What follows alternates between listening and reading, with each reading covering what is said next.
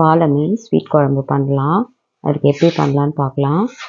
1 spoon அளவுக்கு கசகசா, ஒரு 10 முந்திரி, கொஞ்சம் கடல் பாசி, சோம்பு 1 ஸ்பூன், ஒரு 10 கிராம்பு, ஒரு துண்டு பட்டை, 3 பிரிஞ்சி இலை. இது எல்லாத்தையும் ஆயில் விட்டு நல்லா ஃப்ரை பண்ணி எடுத்துக்கலாம்.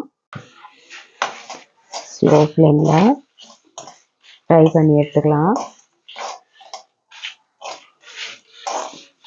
நான் ஏற்கனவே சொல்லியிருக்கேன், சமைக்கும்போது எது பண்ணாலும் ஸ்லோ ஃப்ளேமில் வச்சு பண்ணிக்கோங்க. இல்லைன்னா கருகிடுச்சுன்னா குழம்போட டேஸ்ட்டே மாறிடும். இதில் ஒரு 2 வெங்காயம்,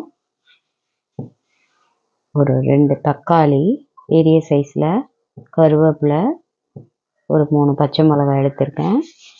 இது கூடவே ஒரு துண்டு இஞ்சியை தோல் சீவி கட் பண்ணி வச்சுருக்கேன். ஒரு பெரிய பூண்டு ஒன்று எடுத்து வச்சுருக்கேன். இதையும் வதக்கிக்கணும். இது எல்லாத்தையும் ஒரு பிளேட்டுக்கு மாற்றிக்கலாம். மிக்சியில் இதை நல்லா கிரைண்ட் பண்ணிக்கணும். இப்போது இதில் வெட்டி வச்சுருக்க வெங்காயம், தக்காளி எல்லாத்தையுமே போட்டு ஆயில் போட்டு கொஞ்சமாக வதக்கி எடுத்துக்கலாம்.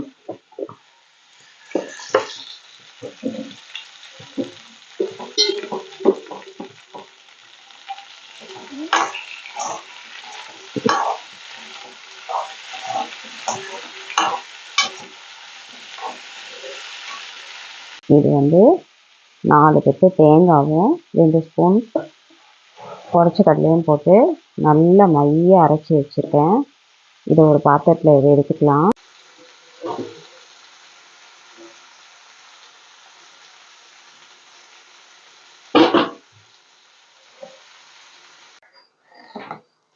கசகசா, முந்திரி, ஏலக்காய் எல்லாம் அரைச்சோம் இல்லைங்களா, அதையும் இதில் சேர்த்துக்கலாம்.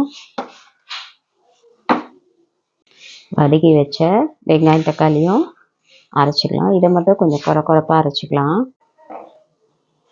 பாருங்கள், இந்த அளவுக்கு அரைச்சா போதும், ரொம்ப மைய அரைக்கக்கூடாது. வாழை மீனை நல்லா வெட்டி கட் பண்ணி நல்லா வாஷ் பண்ணிவிட்டு தண்ணி ஊற்றி இதுக்கு தேவையான அளவுக்கு உப்பு சேர்த்துக்கலாம்.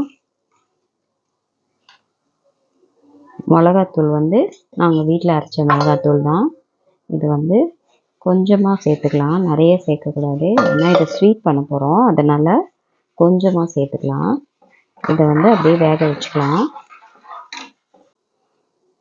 இதில் 1 ஸ்பூன் அளவுக்கு மஞ்சத்தூள் சேர்த்துக்கலாம். இது நான் வீட்டிலையே அரைச்ச மஞ்சத்தூள் தான். நான் கடையில் சமையல் மஞ்சள் வாங்கிட்டு விரலி மஞ்சள் வாங்கிட்டு நான் மிஷினில் கொடுத்து அரைச்சி தான் வச்சுப்பேன். இது பாருங்கள், வெங்காய தக்காளி வதக்குனது, கிராம்பு, முந்திரி, கசகசா, ஏலக்காய் எல்லாம் போட்டு அரைச்ச மசாலா, தேங்காயும் உடச்ச கடலையும் அரைச்ச மசாலா எல்லாம் ஒன்றா கலந்து குழம்பு நல்லா கொதிச்சதுக்கப்புறமா இதை ஊற்றி ஒரு 5 மினிட்ஸ் கொதிக்க வச்சு தாளிப்பை போட்டு இறக்கிட வேண்டியது. பாருங்கள், குழம்பு நல்லா கொதிச்சிட்டு இப்போது நம்ம அரைச்சி வச்சுருக்க எல்லா மசாலாவையும் இதில் சேர்த்துடலாம்.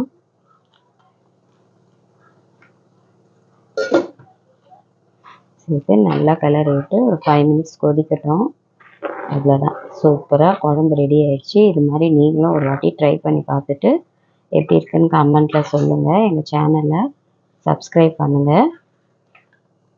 அது மட்டும் இல்லாமல் வரக்கூடிய புத்தாண்டு 2024ஆம் வருடம் எல்லோருக்கும் மிகப்பெரிய சந்தோஷத்தையும் எல்லா நலன்களையும் தர வேண்டும்படியாக இறைவனை பிரார்த்தித்து கொண்டு அனைவருக்கும் என்னுடைய புத்தாண்டு நல்வாழ்த்துக்களை அனைவருக்கும் தெரிவித்துக் கொள்கிறேன்.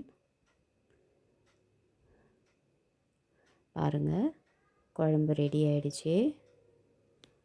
இதுக்கப்புறம் அதில் தாளிச்சதை கொட்டிடலாம். குழம்பு சூப்பராக ரெடி ஆயிடுச்சு. இது மாதிரி நீங்களும் வீட்டில் ட்ரை பண்ணி பாருங்கள். இது தோசை, இட்லி, சப்பாத்தி எல்லாத்துக்குமே சேர்த்துக்கலாம். எல்லாத்துக்குமே இது காம்பினேஷன் ரொம்ப நல்லாயிருக்கும்.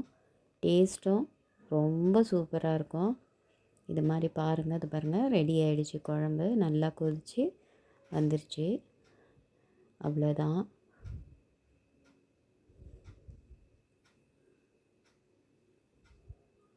தேங்க்யூ. எங்கள் சேனலை இவ்வளோ நேரம் பொறுமையாக வாட்ச் பண்ணதுக்கு உங்கள் எல்லாருக்கும் ரொம்ப நன்றி.